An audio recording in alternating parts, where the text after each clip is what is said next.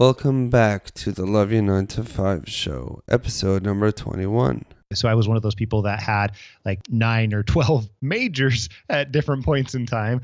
I started sinking my teeth into HR classes and business classes and marketing classes. And that's where I found that I could really dive into and enjoy some elements of that the most. And I ended up actually jumping into the workforce not too long after that.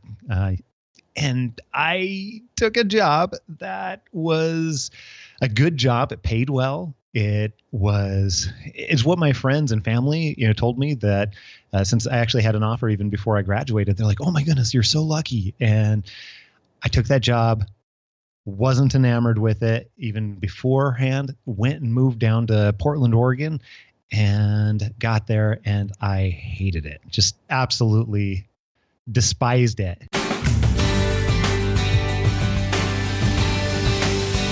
Caution, you will begin to love your 9 to 5 with this show. Join us as we explore and discover your unique strengths and learn to apply them to your daily business activities with your host, Shmuel Septimus. Welcome to this next episode of the Love Your 9 to 5 show. My guest today I'm very excited to share with you is Scott Anthony Barlow, host of the Happen to Your Career podcast. This is a podcast that helps you discover your unique strengths and talents, and really you learn to apply them into whatever business environment is best for you. And I personally have been gaining tremendously from the podcast and working with Scott one-on-one. I am proud to share that fact with the listeners. Scott, thank you so much for taking some time from your busy schedule and coming on the show today. More than my pleasure. I've actually been looking forward to this. I think it's going to be a fun conversation. And quite frankly, I was excited to get the opportunity to work with you too. So it turns out it's very much mutual. Yes, it definitely is. Well, thank you for saying that. I really do appreciate it. I know you from a lot of the work. I've consumed tons of your content and we've spoken together before.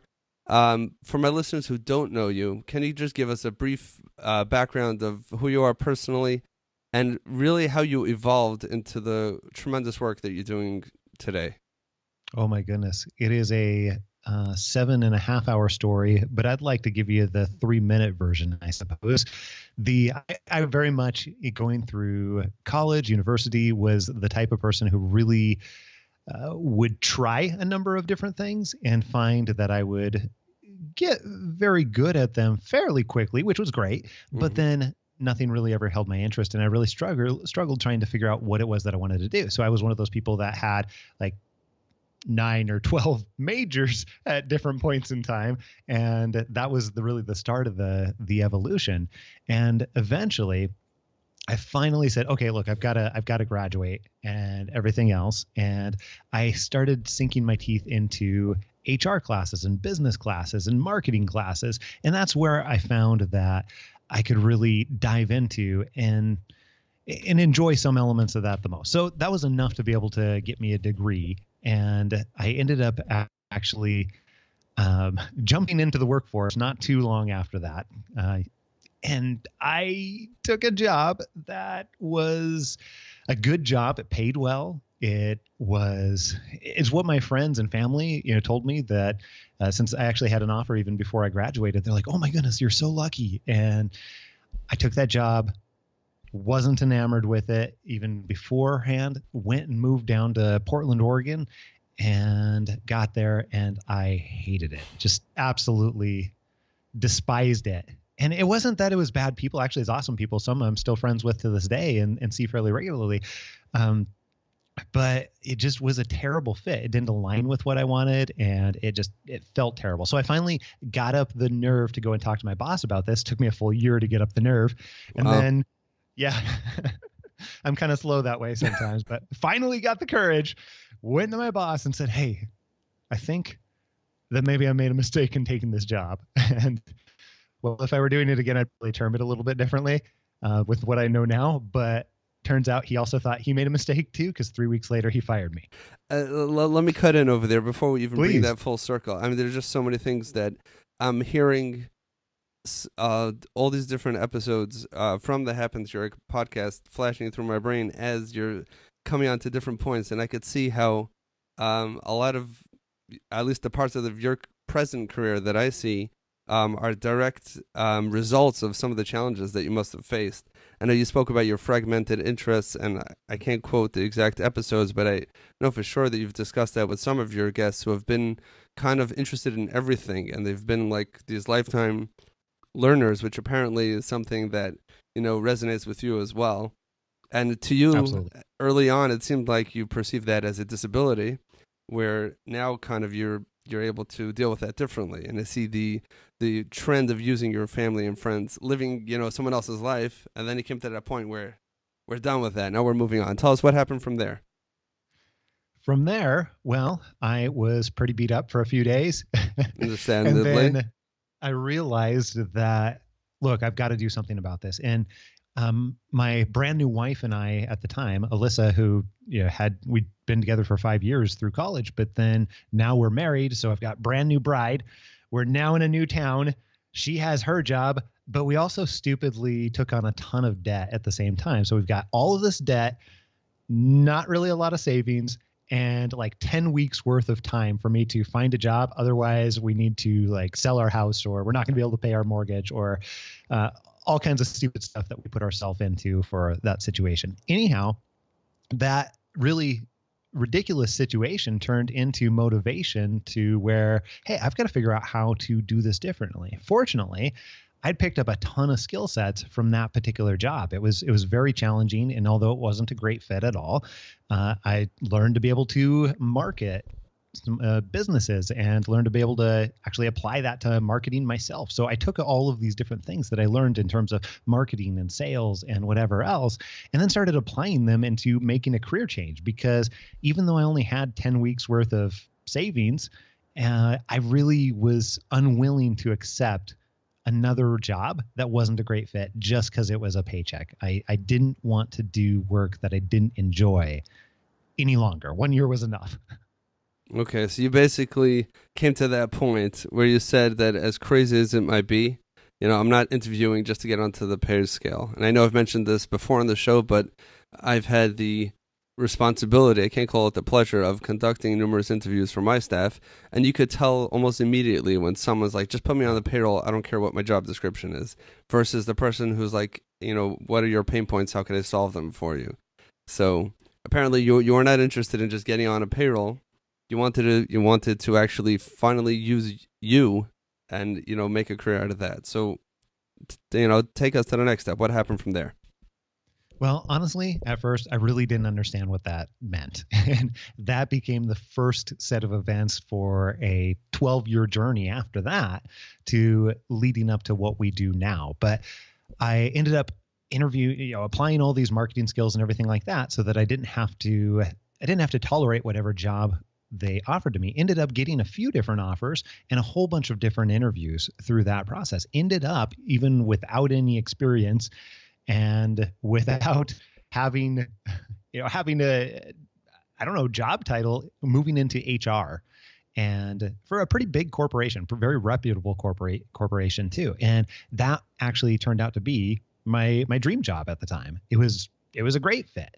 And, fast forward, ended up having children and made some other life changes. What was a dream job eventually turned into something that wasn't as great over time, and made a whole bunch of career changes, promotions, pay raises, help people start businesses along the way.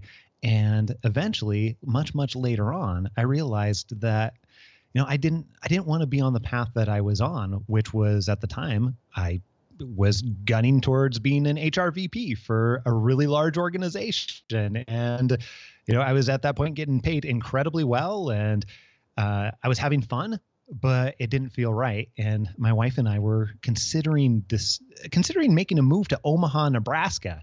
And as much as I thought Omaha's not a terrible place, honestly, we really wanted to be right where we're at in Moses Lake, Washington, which sounds like the middle of nowhere to most people, but it really lines up with many of the things that we're really interested in having in our lives. And we're like, why on earth? I remember the conversation, actually. We were looking at each other across from the island, and we kind of both just put our hands on the top of the island at the same time, kind of made a loud thump almost, and had that realization. It's like, why are we going to move to Omaha, Nebraska to take this role that, although it might be good for the resume and everything, we really want to be here and we really want to be around family and we really want all of these other things in our lives. Why would we do that just to come back a couple of years later for that on the resume? It sounds like that, to me, it sounds like that could have been, your pivotal moment in your career where you actually gave yourself permission to allow yourself to express your personal feelings about it.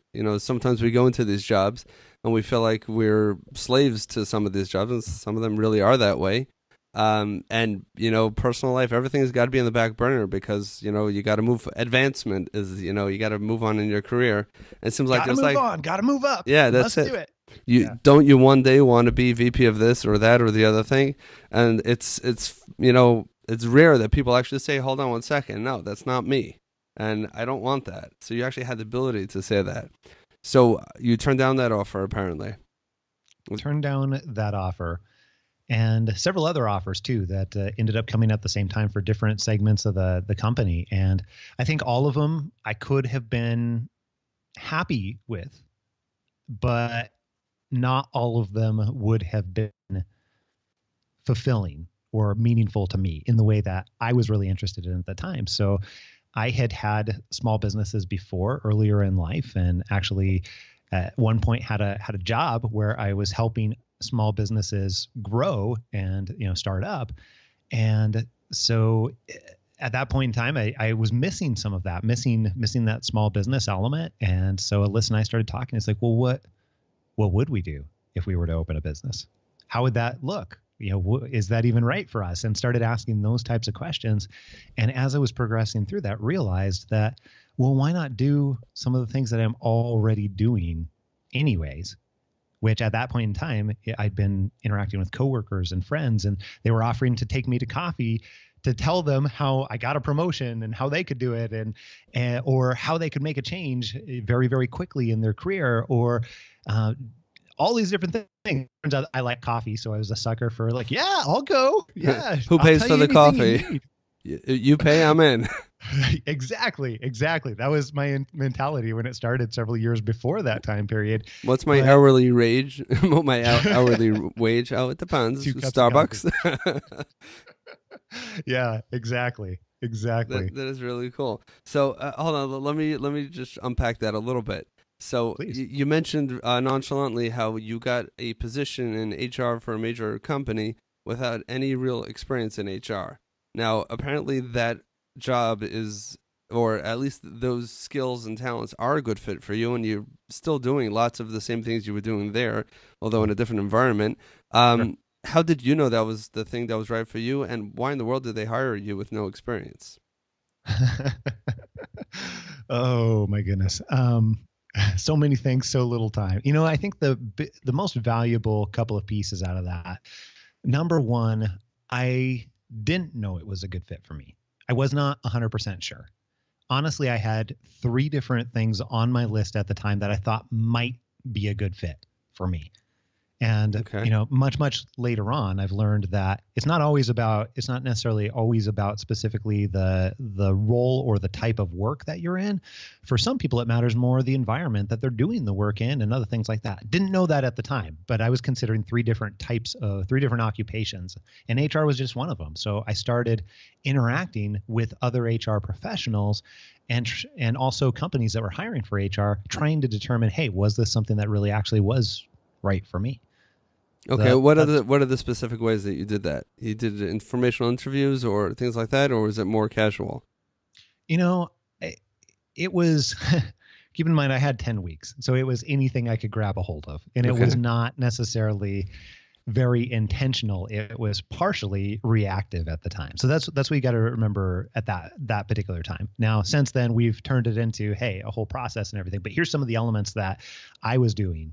So I was not necessarily so much doing informational interviews. And I find that for some people, when they hear the word informational interview, they hear, well, that's going to take up a ton of my time, and they're not super interested in that. Other people are very, very willing to engage in informational interviews. So at the time, really what I was doing is I was going and befriending people and then buying them coffee, actually, or taking them to lunch, or getting introductions from some of the people that already were in my network, not necessarily great friends, but just acquaintances that I'd met before that I realized had a connection to somebody in an organization that I was interested in that happened to be in HR. And I would email them even, hey, here's an email that you can send to them on my behalf just to make it easier on you.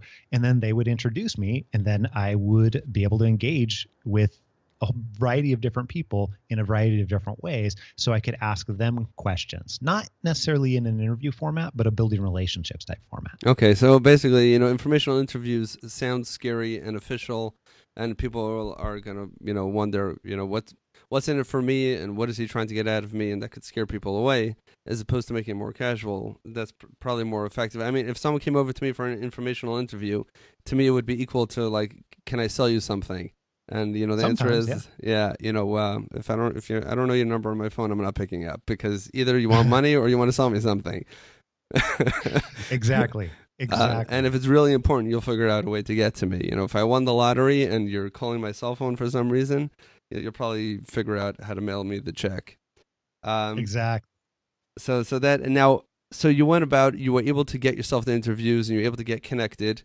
Again, I'm not just, I really want the listeners to be able to take in what you're saying, because although you're saying that you reverse engineered the process, a lot of it probably sounds like probably based on your personal experience, but there's so much that people can learn from the way you did this.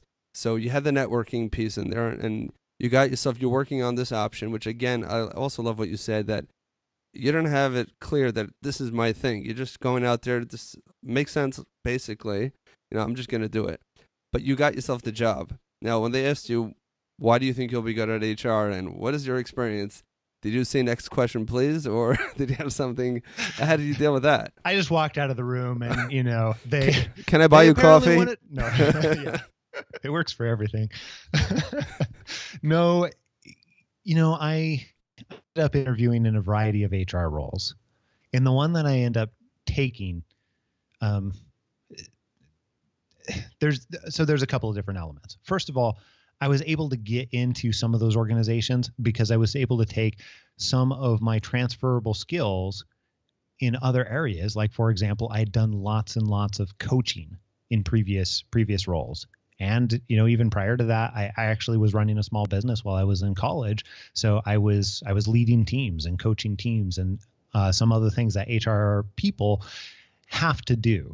Not necessarily HR specific skills, if you will, but that's just one example of something that I was doing that was very, very transferable. Turns out it's not just for HR. That transfers to a whole bunch of different things, right? And what we've learned over time, now that it's many years later, is everybody has these types of transferable skill sets, strengths, and so on and so forth. So in my case, that's how I was tailoring my resume. That's what that's some of the stories I was telling as I was interacting with people in meetings. That's what I was inquiring about, trying to understand from other HR professionals what it actually took in order to do their job. And that's one of the things that I learned is like, oh, that is in fact the way that I learned how it was transferable. I was in a conversation. It's like, hey, wait, it sounds like what you do a lot of the day is actually coaching others.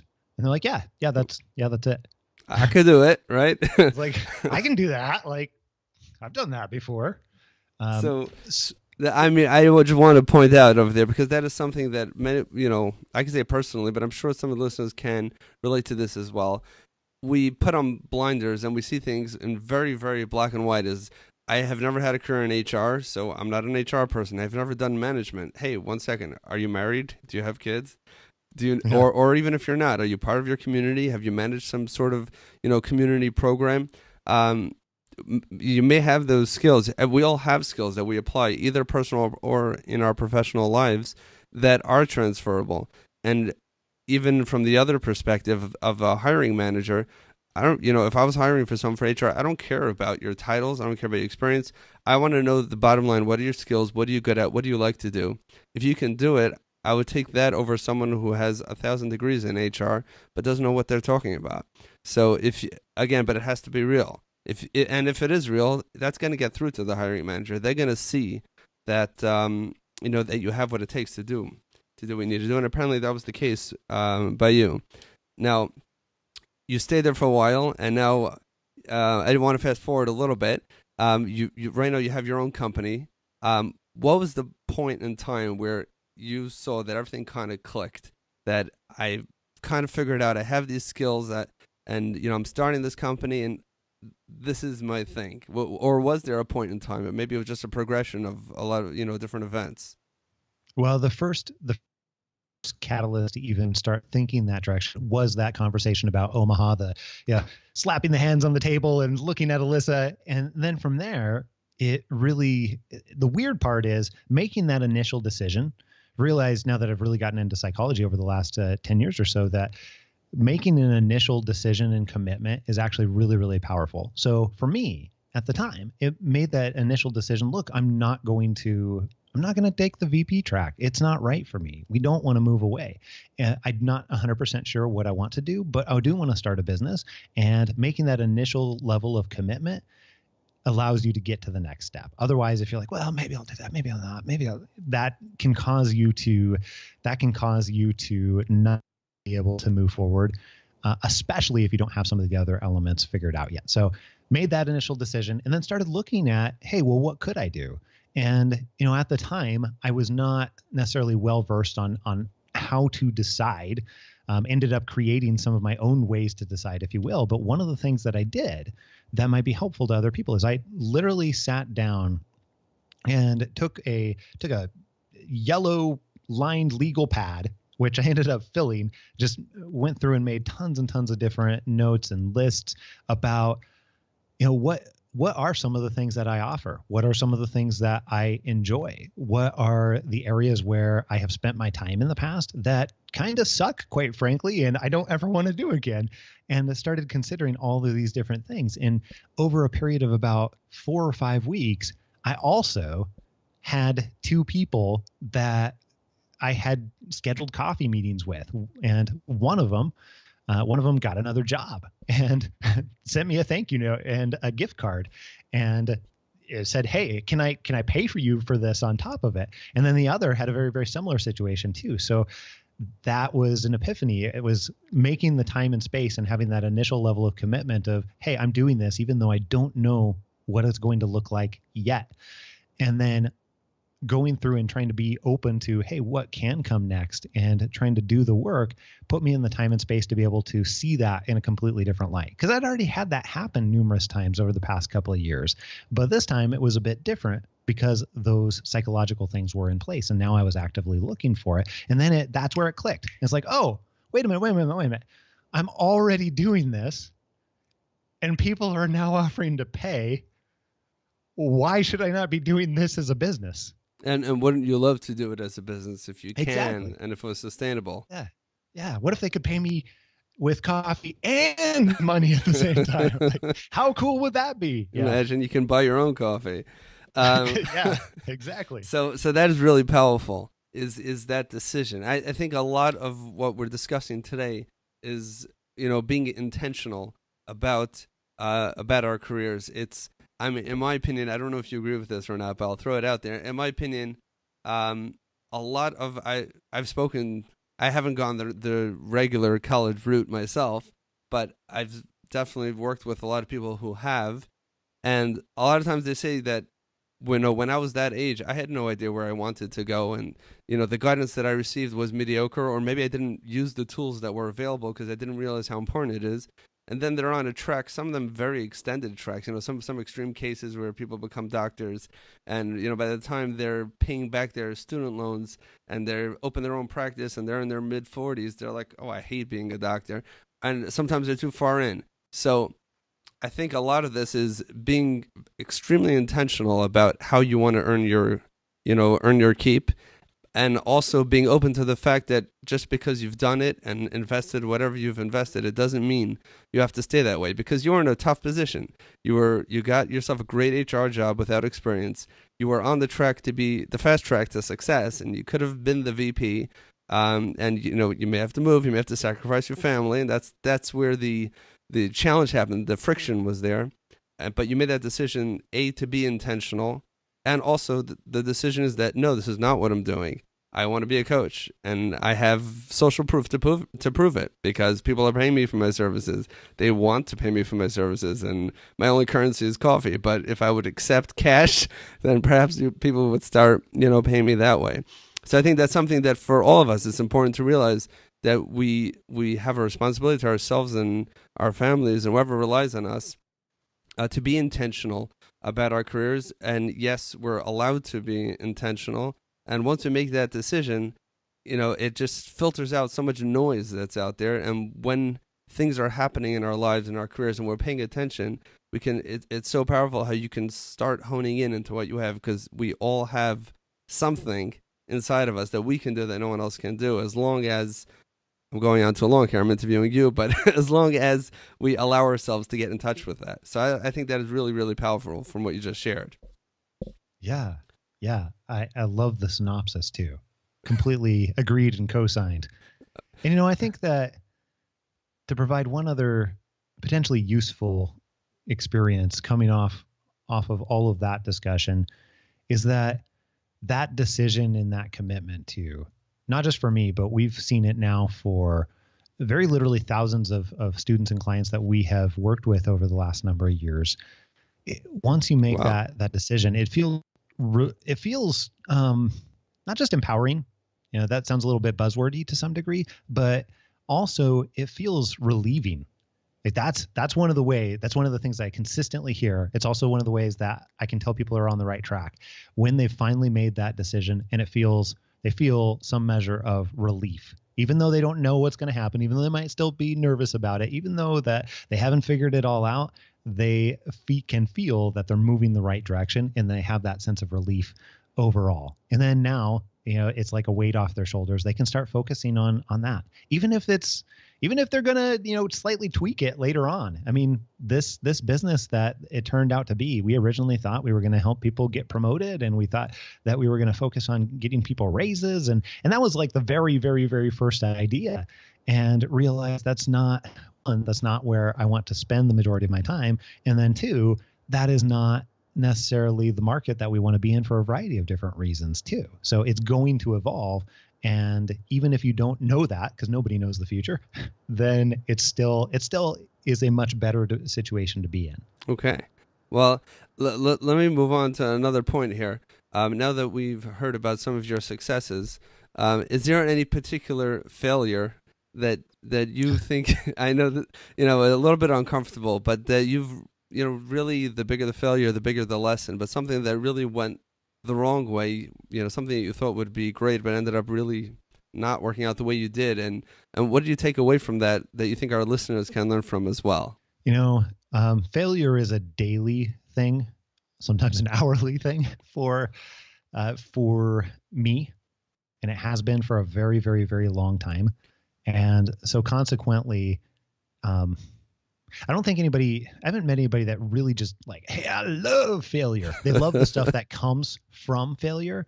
And what happens over time is you build a tolerance to different types of failure and different levels of failure. And you can almost practice failing, if you want to think about it that way. Strengthen your failure muscle, if you want to call it something like that.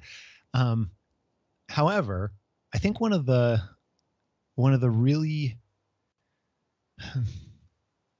really big early failures I've already talked a little bit about, and I'll just mention only to mention another failure too. But when I got fired initially, I actually, for a very, very long time after that, I really did look at it as a huge failure. I was embarrassed by it. I honestly didn't want to talk about it, and I was worried about what people would think. So much so that I didn't even call it being fired. Like, I was straight up fired. Like, they gave me a little bit of severance and everything like that. It was mutual. The wrong fit. Yeah, it was very much mutual. Good people and everything like that. It was just, they should have done that. That said, though, I was calling it being laid off, and I was calling it all kinds of other things because I was really, truly embarrassed by it. So that really felt like a huge failure at the time. But what I've realized over time is that with every single failure, you can learn a ton from it. And ultimately, if that never would have happened, then all the fun things that I get to do right now And even the less fun things that I get to do right now are a product of that and have come from that. So, another big failure early on when I started my business was, I also was very much not comfortable with the identity of who I would be. I felt a little bit of imposter syndrome and other things along those lines. So I spent a lot of time when I first started my business on things like, let me get the business cards and let me make our website just phenomenal, and spend hours and hours and hours of all of those things. And, I did that for probably a good 3 months after I started, and eventually had the good fortune to be able to talk to somebody who I respect a whole bunch. And he told me, like, why are you doing all this stuff? Like, can you just get about the business of helping other people already? And then not only will you bring in some money, but then on the same time, you're going to feel a whole lot better about it too. And none of this other stuff actually matters except for to make you feel good. And that was huge. That was actually a huge failure. It was a good 3 months worth of continuous failure, because honestly, it didn't feel good. And I was just fooling around with the website to try and make myself why do you think like I was really doing it? Yeah, I'm sorry for cutting in, but why do you think you did that? Why do you think you were hesitant to just jump right into it? You're finally doing the thing that you really think is a good fit. Because even though I had done it in other capacities at the time, I didn't necessarily fully see myself that way. And I wasn't comfortable with myself in that way. Okay. Outwardly, like at all stages of not all stages of my life, but ever since I got out of college and everything, like I get the feedback that people feel like I come off as a very confident person. Mm-hmm. At that point in time, I was not very confident. I knew that I was going to do it. Yeah, I was very scared is putting it mildly, and more so scared as to what people would think or what they would say or how they would perceive me. Would they take me seriously? All of those things that roll through people's minds. Now, the unfortunate part is I can say that now, and I have had the good fortune to work with other people that are cognizant of that happening, and they're like, I'm scared to be able to do this. I wasn't even recognizing that I was scared. So I started. I have a website. I have business cards. I have a place to work, and I have my laptop with a microphone. What do you want from me? What do you want? We're deep in here. Scott, we can go. We can really go on for a very long time, but I know that your time is short, so we're gonna have to cut a little bit short. If you had one particular book that you would recommend to somebody who is at this stage where they're already very conscious of their skills and some of their strengths, and they're really looking to see how to apply that into their professional lives, is there any particular one book that you think would be a good fit for them? I love that question. And I have a couple of books that I recommend very often, but I'm actually looking at my bookshelf right now. And I'm going to recommend 2 books anyways. We'll allow it. Okay. I appreciate it. One is by a friend. His name is Andy Malinsky, and it's called Reach. And it is one that helps you understand how to move through discomfort, in particular why discomfort happens, and then how to be able to build it into your life. And I just absolutely love looking at it from that way.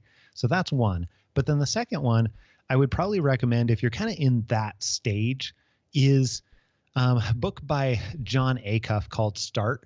That's another one that's over on my bookshelf here too. Met John a couple of times. Don't know him really well, but he's a fantastic writer, and I think this is a great book for that particular time and place. Okay. So those are 2 that I'd recommend. Okay. I'm not familiar with either one of those, but we'll definitely put a link to those in the show notes. Now, just before we let you go, for those who want to learn more about you, learn more about the Happen to Your podcast, to learn more about the services and tools that you offer to those who you provide value for, what is the best place for them to do all of that? Well, I'd say if you're in that time and space where you are actively trying to figure out what it is that the next stage of your life looks like, and you want to be much more intentional about it, then the easiest way is head on over to happentoyourcareer.com. That's where we have the podcast. We actually have several podcasts, in fact, specifically devoted to those those particular topics. And we also have another great resource to get people started in thinking about this. You can go to figureitout.co. That's figureitout.co. And then that'll get you to an 8-day course that helps you get started in thinking about each of these elements, like your strengths and what you want or don't want in your career. Essentially the same type of process, only much more refined as I was having way back when, and gives you a starter and a guide to help prompt you in moving down this path in a much more intentional way. So head on over to figureitout.co, and that's another way to get connected with all their stuff. Okay. Thank you so much for both of those. Of course, we'll put links to all of that in the show notes as well. It's really, really been a pleasure doing this. It's a lot of fun for me. I hope it was fun for you too. Absolutely. And I look forward to working with you again in the future. Sounds awesome. Thank you.